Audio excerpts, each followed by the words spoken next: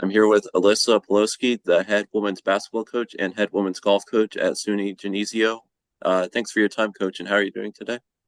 I'm good. Thank you so much for having me and for the invitation. I'm really excited. Yeah, absolutely.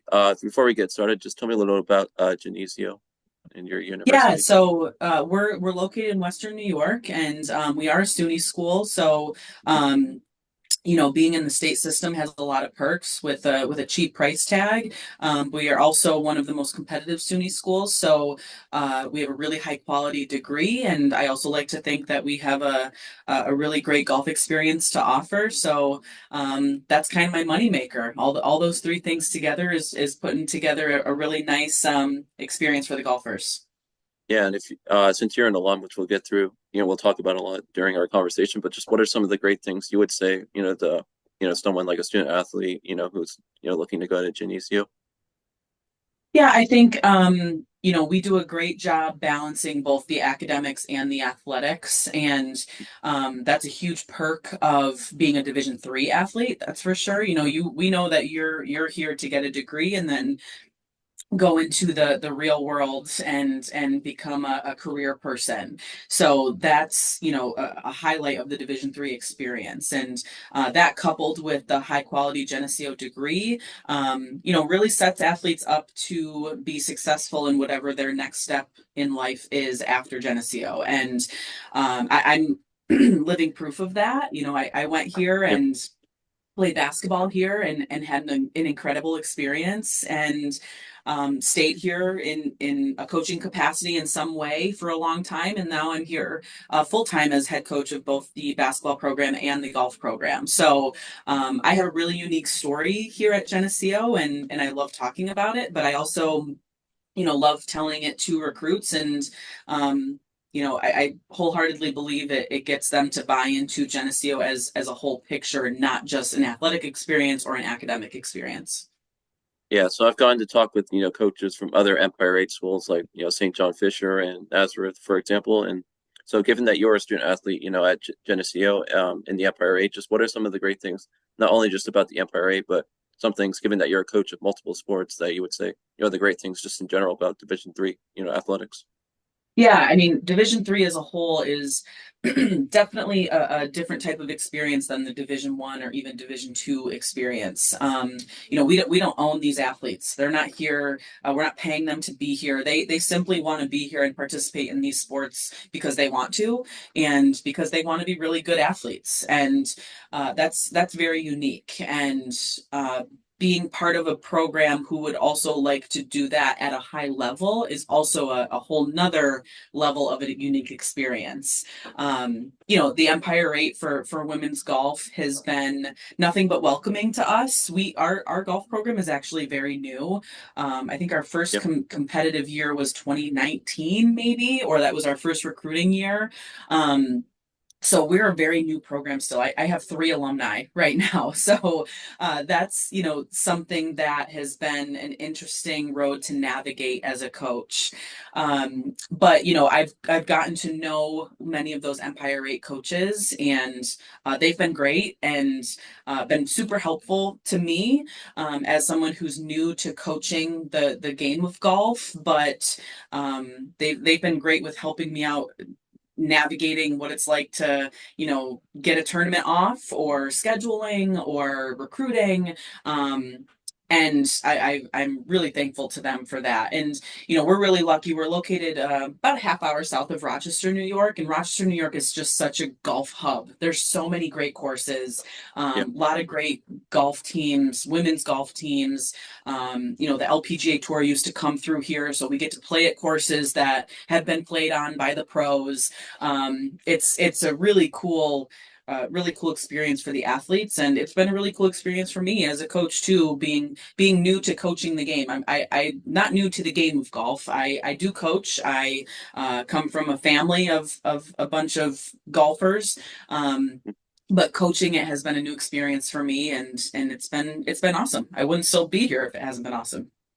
Yeah, so two questions I want to ask, but you just mentioned, your school is, to look it up, it's about 30 minutes from Rochester. So what's it like, your students, mostly can be on campus and, just have their, community on campus. But then, 30 minutes they can go to, the big city of Rochester if they want to, have that city feel. So what's it like, not being like directly in Rochester, but being 30 minutes away where you can just, be on campus and, have that quiet probably. And then, 30 minutes you can just go into, Rochester and have that, big city feel if you want. Yeah, I that's actually a huge selling point of mine in the recruiting process. So I actually live in the city of Rochester. So Okay. um I commute here every day. So it's, close enough for me to commute, but far enough away that you are in a smaller community feel town out here in Geneseo. That's I'm very honest about that. Like we're not located in a big city. And that's not why people want to come to Geneseo. They want the college town experience, and that's what we have. Our campus is very unique in that it butts right up to Main Street, so everything is very walkable. On Main Street, a lot of alumni-owned businesses, and anything that you need in your day-to-day life is here in Geneseo. But if you needed to go into the city for, a certain type of restaurant or to go shopping or to, an electronics store, Rochester's, a short drive away. So I think the students here at Geneseo really like that balance, getting to have both in reach. Yeah. So you're going to be starting your seventh season as a head women's basketball coach this upcoming season in about a month. But you began serving as the women's golf coach, in the 22-23 season. So you've been doing this for just a few years. What led you to, take on the women's golf coach job, take on this additional role? And just how has it been going for these past few years, balancing, 'cause I'm sure you're busy all the time, balancing both, the Yeah. golf team and the basketball team. Yeah, that's one way to put it. Busy all the time. My golf journey was a little bit unique. So that fall that I started, um, the golf team was in a little bit of a pickle in that they didn't have a coach, and they ran through a couple people that they thought might be able to coach, and they weren't able to. So I got a call from my administration, and they pretty much said, would you like to do this? We really need someone to do this. And, Yeah. I was in a place where I had the time to do it, and I was willing to learn a new skill, I guess, if that's what you want to call it. And, it was in the beginning phases of our program, so it was just a good opportunity for me to just expand my role as a coach. And I when I was a teacher before I had was full-time here, I coached softball, I coached volleyball. I've never played volleyball in my life, so that was new. um, you know Softball experience was that you had to get everyone playing time, so that was a different type of experience. And I had also coached college basketball at the time, so I'm no stranger to coaching at all, and that is what I kind of leaned on when I took the golf job. Is I'm not a swing coach, and I'm very honest with people when I'm talking with them about our program.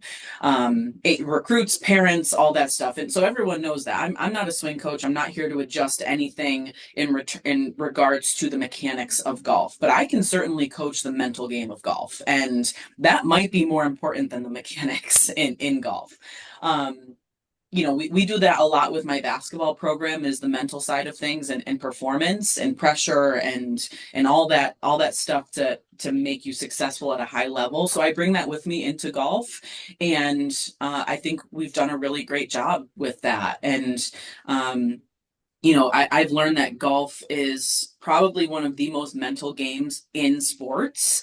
And I also think it's one of the hardest sports in the world that someone can play. And I've been really loving helping my young ladies to figure that out on the golf course. That's just a huge piece of my philosophy as a coach, and no matter what I'm coaching, is empowerment. That's number one. And confidence. My job as a coach is to help instill confidence into my athletes. And the ultimate goal is to get them to a place where they don't need me to instill confidence in them. It's they can instill their own confidence in themselves based on their preparation and their practice, and just belief in their own abilities. And I can do that with golfers, you know. So that's been a very easy transition for me. And yeah, that was just 3 short years ago, 4 short years ago that I kind of started with the program, and it's been awesome. I've loved working with these student athletes and um, helping them work through challenges and just be better athletes, not just better golfers, just better athletes and better leaders and better young women. And I don't care what I do in my career, that will probably always be my goal. Yeah. So what I take from your background, coach, you mentioned like, coaching golf and then, coaching something like, volleyball that you don't really have a background in, that you enjoy not only just coaching, but, getting to work with like students and athletes and just, building those relationships and just helping them out Yeah, effectively. I knew in my career I just wanted to be I was not meant for a cubicle. I was not meant for an office, even though here I sit in my office.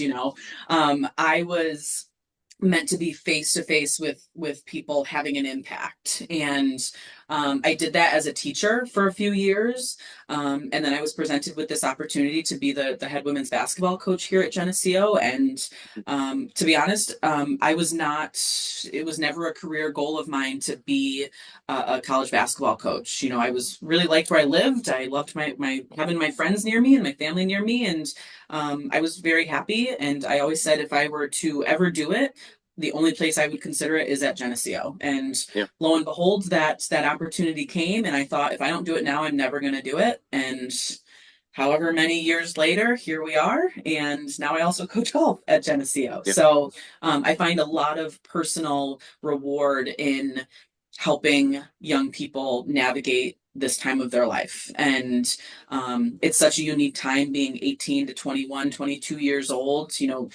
um, living on your own for the first time and having to be more responsible and make mistakes, which they do, but then have to learn from them. And I find that to be as rewarding as a career can get. Yeah.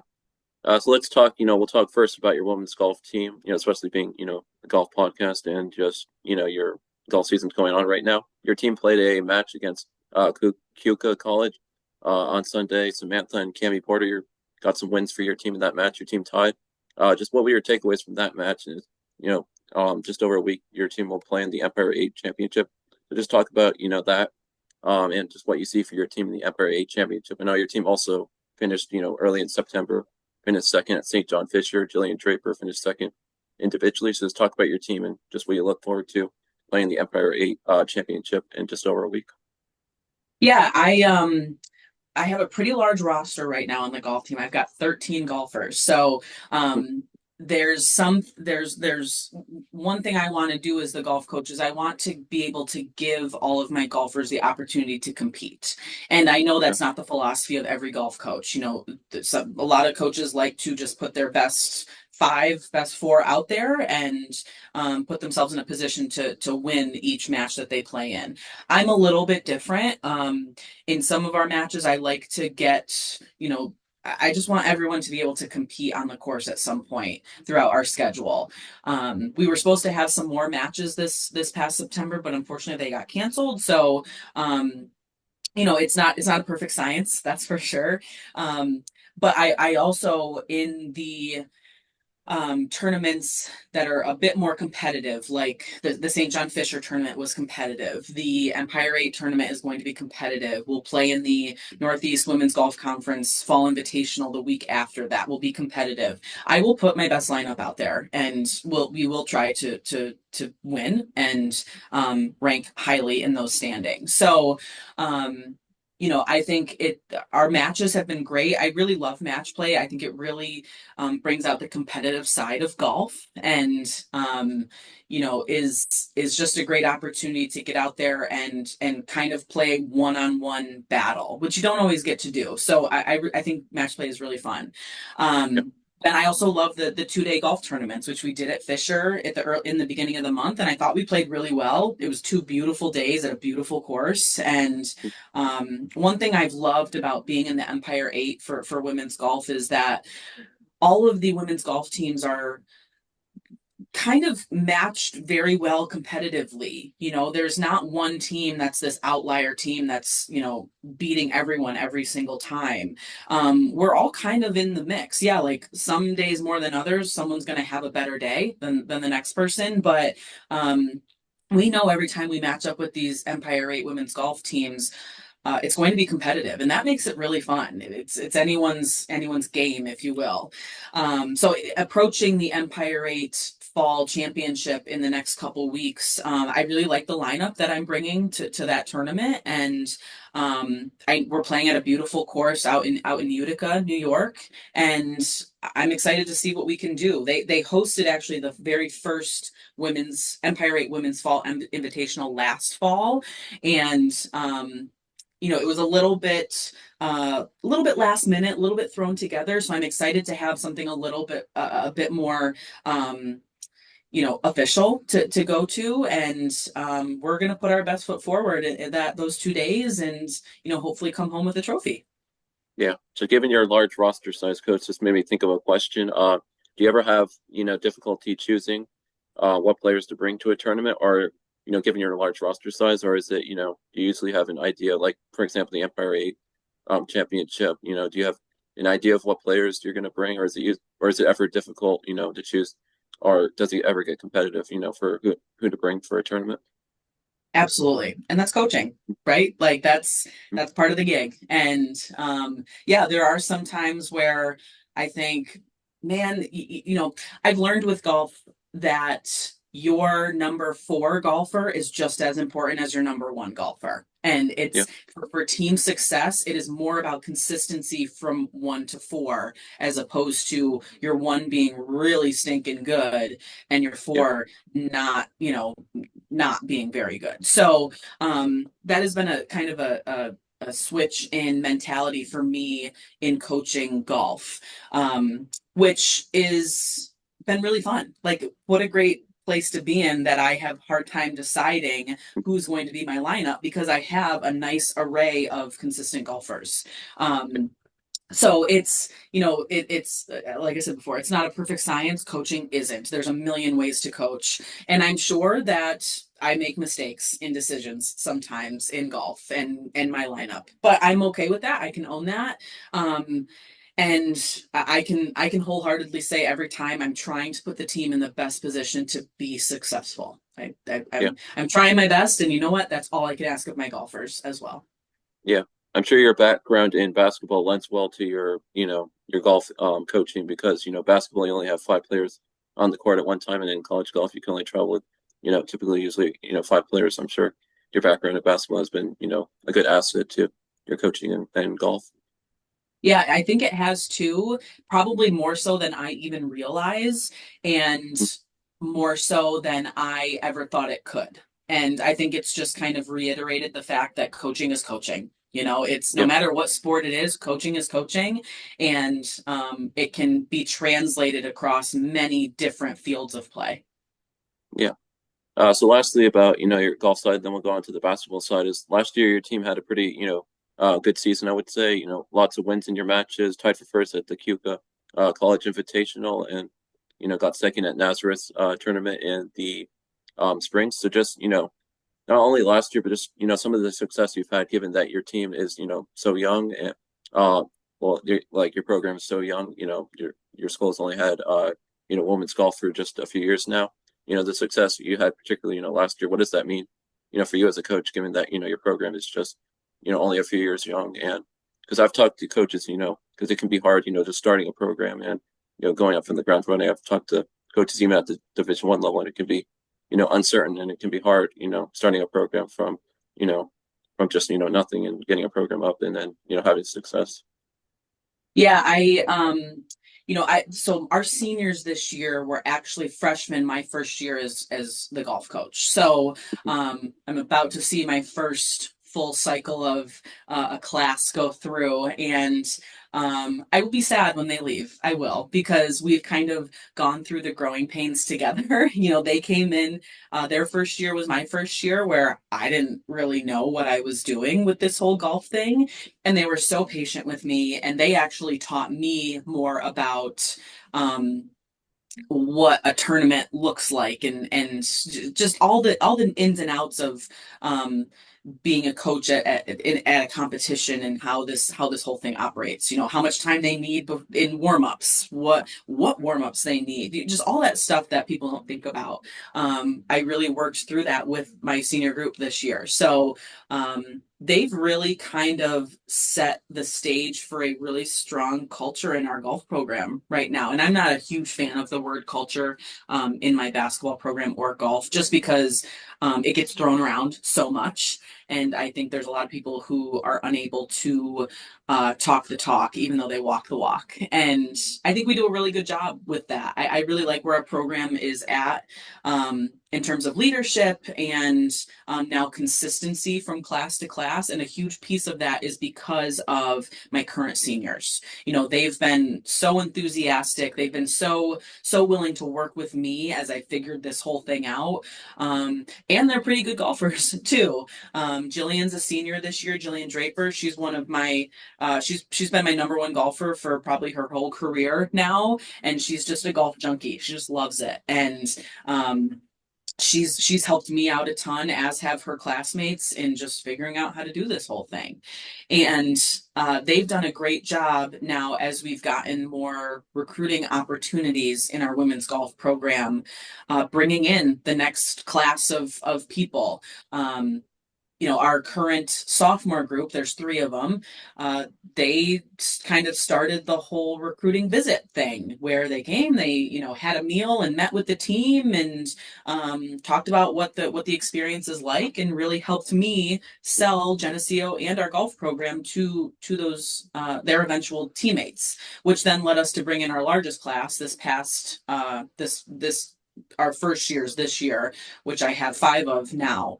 And they're all, there's some pretty darn good golfers in there as well. So, and as we're in the recruiting class for 2026, we are continuing that process of bringing them to campus and meeting with the team, and just showing these high schoolers what our program is about, in hopes that they can see themselves here for their college career. So I can't believe it's been 4 years of me coaching golf here, but I really give a ton of credit to my current senior class, who we went through those growing pains together, and um, I've come to really enjoy my time with them. I will miss them for sure.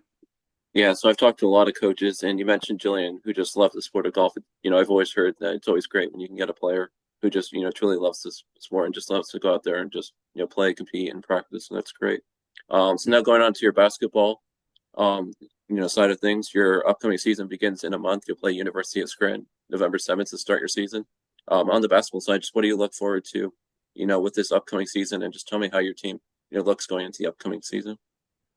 Yeah, I should have brought a basketball shirt to change into halfway through here. Um, I'm, coming off such a successful year last year for basketball. We won our conference championship. We made it to the Sweet 16 in the tournament, and Yep. lost to the eventual national champion. I have never been more excited to start basketball season than I was this off season. I've just been itching to get back to work, and we're now doing that. So we're into our preseason days right now. We don't officially start until October 15th, but we go about twice a week right now, just to be in the gym and learn some stuff. But one thing we did last year, which we repeated again this year, was have a really tough non-conference schedule. We play two exhibitions versus Division I schools, and like you said, we are opening up with the University of Scranton, which is a perennial top five women's basketball program in the country. So um, there will be no shortage of challenges, and we've talked a lot about that as a team, that let's not get caught off guard when that happens. Let's just be prepared for it, and figure it out together. And I think we were able to learn that lesson last year, and I'm really encouraged that we can bring that into this year. And not so much have to learn that lesson again, but use what we learned last year to just kind of overcome those obstacles this year. So I am just so excited. We are in that time right now where I am in both golf season and basketball season. So my Yep. head is spinning a little bit right now. Everyone kind of knows for these few weeks, I'm a little off the rails, but that's all right. We're coaches. We love being busy. Yeah, and so last year you mentioned the special season that your team had. Just tell me about, how special last season was. Your team went, 24-7 overall, 14-2 in conference, and your team won, the Empire 8 tournament. So tell me how special that was. And then, second part to this was, you won the Empire 8 tournament over number one Brockport. It was a very close game. You won 66 to 63. Just, how was your team feeling? Because your final regular season game was a loss to Brockport. Was your team feeling, more excited about the opportunity to play Brockport in the Empire 8 tournament last season, or were you, dealing with, still feeling a little unsure because, you lost your final regular season game to Brockport? Yeah, I'll start with the Brockport game. Mhm. That championship game was awesome, and I truly don't feel like I did anything special as a coach to coach them to a championship. I think they were fully prepared in that game. Um, the season before we had made it to the championship game and we lost. The season before that we had got to the semifinals and botched it. Like we just didn't have a good showing. So we were set up to be back in the championship game, and then we were set up to be successful in that game. Um, we had lost to Brockport both our games in the regular season. The first one was a tough loss here at home. We had a really nice lead and we let it slip away. So we had some lessons to learn from that game. And then the game we lost at Brockport, um, there we were just up against a couple injuries with some players, and we were just not able to put our best foot forward. So um that's okay, because the following week we had to go back to Brockport and go get a championship in that same gym, and we were able to do that. We were very comfortable doing that. But last year it will go down as one of the most special years of my career. My first championship as a head coach, and making it so far in the tournament. It was not my first trip to the NCAA tournament as a head coach, but obviously we had a lot of success at that stage last year. And I think the biggest thing I learned in coaching my basketball team last year was who I really wanted to be as a coach. And, I had a tough job when I took this program over from Scott Hemmer, who was my coach when I was here at Geneseo, and who is currently the all-time winningest coach at Geneseo. He is, in my mind, the pinnacle of a legend, and he is my mentor. He's a great friend of mine, but I had a really hard job in taking over his role, and I put a lot of pressure on myself to be successful in this role, and I still do. But I had to learn how to be the best Alyssa Polosky I could be, not the best version of him I could be. And I think that's a really important lesson for everyone in life. And I've actually taken that lesson with my athletes and have told them that I don't need them to replace this person. I need them to be the best them they can be. I just that you're here for a reason, and I want you here to be the best Alyssa Polosky you can be. And I think that really helps players hearing that from their head coach, that confidence piece, that empowerment piece. But it again goes along with the bigger picture of me finding out who I wanted to be as a coach and who I wanted to be as a role model to these young ladies, or as a colleague, or as someone who is in charge of this amazing thing that I do. And I actually started this past the spring semester last year, keeping a journal, and it has been kind of life changing for me. Getting all the thoughts that go on up here on paper and being able to reflect made me a better coach. And so that is something I will be continuing this year. And I would encourage anyone who hears this to do the same thing. But last year, I will take so many positives from last year. Some of the best moments of my life happened last year, certainly the best moments of my career. But I'm mostly proud of who I was when we needed to overcome challenges, and who I was to my team to help them do just that. Yeah. You've already been talking about this mostly, but lastly about last season, your team lost in the Sweet 16 of the NCAA tournament to NYU, New York University, who's obviously, I've seen them play. I've interviewed a coach at NYU. I know that they're, the best team in Division III women's basketball. It's just, how were you and your team feeling going into, playing at NYU, and just what were the takeaways, from that game, afterwards? Yeah, after we won the second round, we beat Montclair State. I truly didn't even know like who our matchup could be in the next game. I was just so happy to have won a couple games and was so tired at that point and everything. And then I realized, oh wow, we got to play NYU. I'm like, okay, Yep. this is awesome. You have two choices. You can go in and be scared and realize you're playing this behemoth of NYU, the defending national champions, and um, you can go that route, or you can say, wow, what a great opportunity that we have right now to go play the defending national champions, the number one team in the country, and give them our best effort. And God knows that teams were going to pay attention to that game because we were playing NYU. And, everyone wants to know, can anyone give NYU a good run? I mean, they were beating teams by an average of 28 points. Like, I mean, they were just in a league of their own. So we talked a lot about that as a team that week before we played them. I'm one of those people that's like, let's just get it all out on the table and talk about it and figure out where we go from here. Let's not avoid the elephant in the room. So we talked about it. I point blank said to my team, are you afraid of them? And they were very honest and they said, a little bit. and I get it, And so we talked about overcoming that and how we deserve to be there just as much as they do. We have won games to get to that point just like they have. So I had to take that empowerment and confidence piece and instill that back in my team to go play the best team in the country.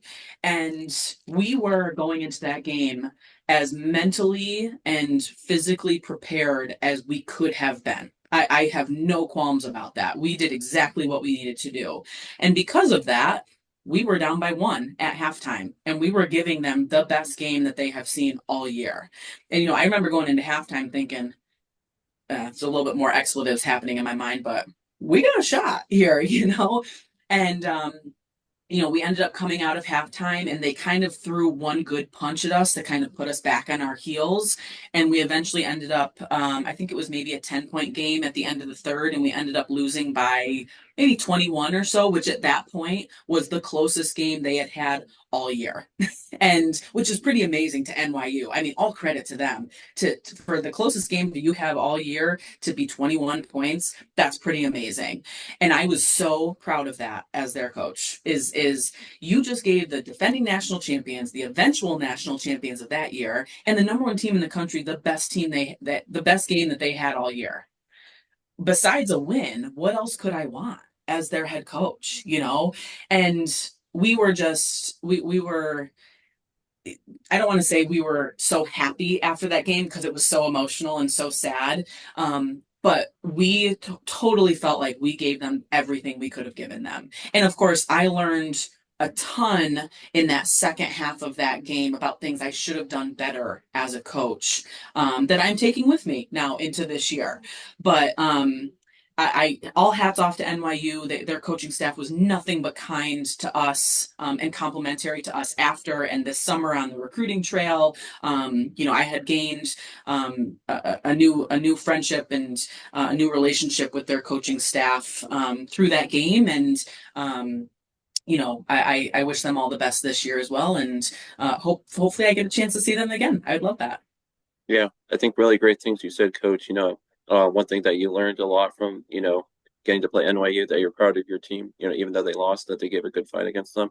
And just that, Absolutely. you said that it was a great opportunity to play against NYU. So I think there was really, a lot of great things you said about, that. Thank you. So I wanted to learn more. Just tell me a little bit about, what drew you to Geneseo and just how was your time, being a women's basketball student athlete at Geneseo? Yeah, so I played 2 years of junior college basketball out of high school. I was just not quite ready to leave home yet, and I knew the coach where I previously played, so I played 2 years of JUCO and had a great experience. And then I was recruited here to Geneseo by Coach Hemmer, who I've previously talked about, and um, the program was at a point where they were trying to turn it around. They were winning. Their win percentage was below 500. They were just trying to make the playoffs, and the head coach coupled with the great academic degree here. Geneseo was the right spot for me. And my senior year, we ended up winning the championship here at Geneseo. We hosted the first two rounds of the NCAA tournament, and we ended up losing in the second round to the number three team in the country, I think. But I had a great experience as a player, and I then stayed on as an assistant for 7 years while I was teaching in the town over. And I then told you before I got the head coaching job. So I've been at Geneseo in some capacity since like 2009, which is wild Yeah. to me. But I wouldn't still be here if I didn't love what we were doing here, the values of Geneseo. Um, and I think I've now proven to myself that I can be successful here and I know how to be successful here. And I just really love the type of student athlete that Geneseo attracts. They've got good heads on their shoulders because it's a high academic school, but being a highly successful basketball program and a decently successful golf program too, it attracts high achievers in both of those sports. And then being a SUNY school, we're a state school, so that cheap price tag, you still get really nice blue collar families who know the value of hard work, and that's just the perfect storm for who I want to be in my career and who I want to work with. Yeah. So after your time, attending Geneseo, just what led you into coaching after, your time at college? Yeah, so I graduated with my undergrad, and I attended grad school here at Geneseo, and I was given the opportunity to kind of stay on as a graduate assistant, and that's kind of all I knew was winter in basketball in the winter. So I thought, well, yeah, I'll hang around. And eventually, I just kept hanging around every winter. So that's kind of how I ended up, on the bench in the coach's seat. And like I said previously, I had no coaching aspirations except at Geneseo is the only place I would consider it, and the opportunity came, and here we are. Life is good. Yeah, and then this question, coach, is how special is it to you, the coach at your alma mater at Geneseo, and just, how special is it to you to work with student athletes and, take on these multiple roles as, head women's basketball coach and head women's golf coach? Yeah, I don't think I really realized it until I um, went through our success last year as a basketball program. I think there's many coaches out there that who are coaching at their alma mater, and it is really a special feeling. And I don't. It's really hard to describe, and I don't think people understand it unless you've ever been in these shoes. But just having so much pride in a place for so long, I truly bleed blue. I do. But last year when we won the championship as a basketball program, I had several of my players say to me that one of the best moments of that day for them was watching the pride that I had on my face in winning that championship and winning it with them, and them watching me cut down the net because they know how much this program means to me. And that really kind of put me back on my heels, and I was like, oh my gosh, like they notice that. And it's something I feel, but for them to notice that really just meant a lot to me.